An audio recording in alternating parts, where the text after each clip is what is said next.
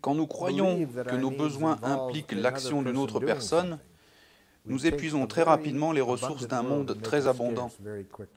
Il ne faut pas mélanger les besoins et les requêtes. Nous pouvons avoir une requête forte adressée à une autre personne. Par exemple, un besoin d'amour. Nous n'avons pas besoin que l'autre personne nous aime. C'est mélanger les requêtes et les besoins. Nous avons un besoin d'amour, point. Nous avons une forte préférence envers une personne. Mais nous ne voulons pas mélanger les besoins et les stratégies. Je ne suis pas sûr d'avoir un besoin ou une stratégie. J'ai besoin de me sentir aimé. Ah, l'amour est un mot très important.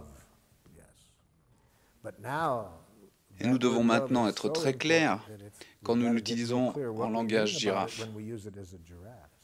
Regardez comment une girafe rencontre un chacal à propos de ce mot. Regardez ce chacal poser une question très dangereuse. Et regardez l'intelligence de la girafe de ne jamais répondre à cette question. Est-ce que tu m'aimes?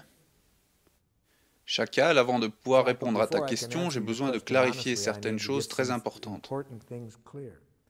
Est-ce que pour toi le mot amour est une émotion? Bien sûr. Ok, j'avais besoin d'être sûr.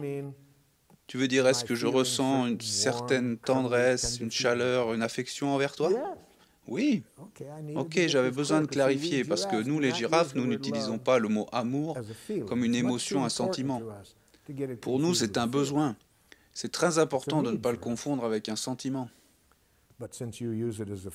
Mais maintenant que je sais que tu l'utilises comme un sentiment, est-ce que tu peux me reposer la question?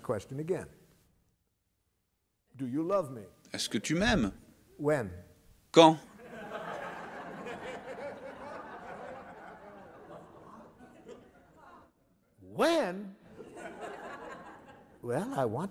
Je veux être honnête, je vois que cette question est très importante pour toi.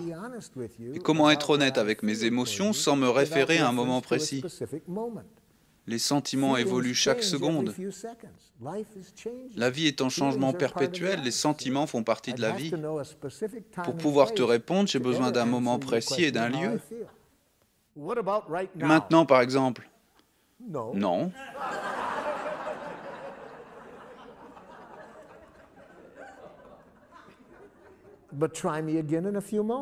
Mais tu peux réessayer dans un petit moment.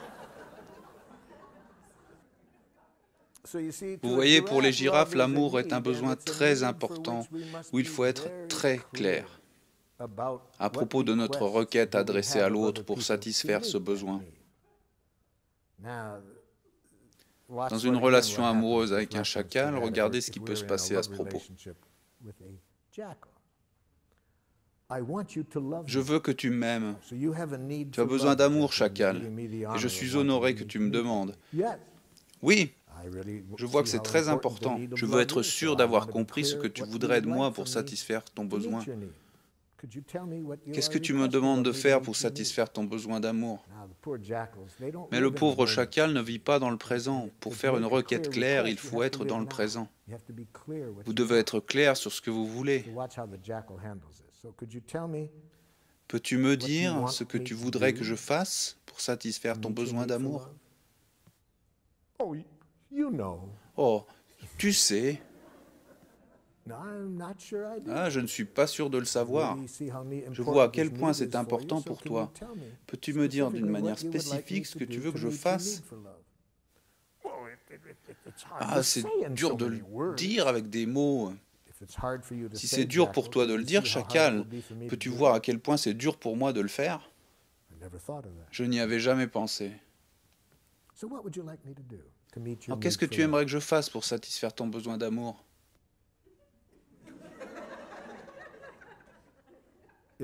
C'est embarrassant à clarifier. Une grande partie de l'oppression dans les relations amoureuses provient de ces demandes. Je veux que tu me respectes, je veux que tu m'aimes, je veux que tu me comprennes, sans être vraiment clair quand nous disons ça. Qu'est-ce que tu veux dire, chacal, quand tu me dis « je veux que tu m'aimes » Je veux que tu devines ce que je veux avant que moi-même je ne le sache. Et je veux que tu aies toujours envie de faire ce que je veux. Merci de le définir de cette façon, chacal. Est-ce que tu pourrais trouver quelqu'un d'autre pour faire ça?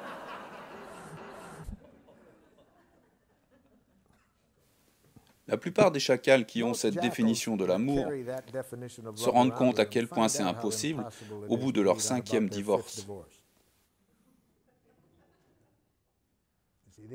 Ils pensent qu'ils vont finir par trouver la bonne personne et ne se rendent pas compte qu'une grosse partie du problème provient de leur définition de l'amour et que ce qu'ils demandent ne peut pas satisfaire leurs besoins d'amour. Ce qui nous amène à l'étape suivante du processus. Comment exprimer des requêtes qui soient claires, ceci après avoir exprimé nos besoins insatisfaits. Pour exprimer une requête qui soit claire, on utilise un langage d'action positive. On dit ce qu'on veut et non pas ce qu'on ne veut pas. Une dame m'a donné un bon exemple de ce qui arrive quand on dit ce qu'on ne veut pas au lieu de ce qu'on veut.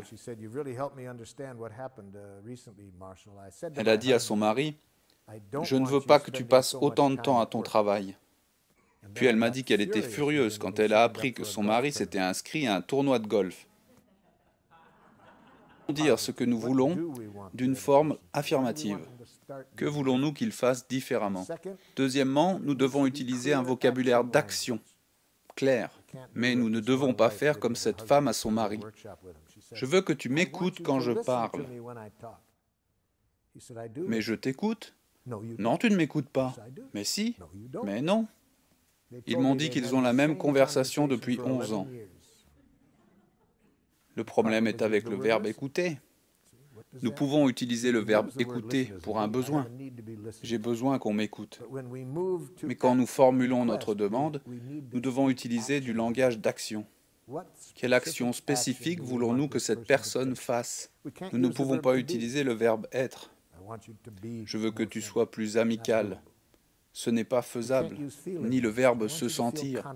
Je veux que tu te sentes plus en confiance. Ce n'est pas faisable. Nous devons faire des demandes très concrètes.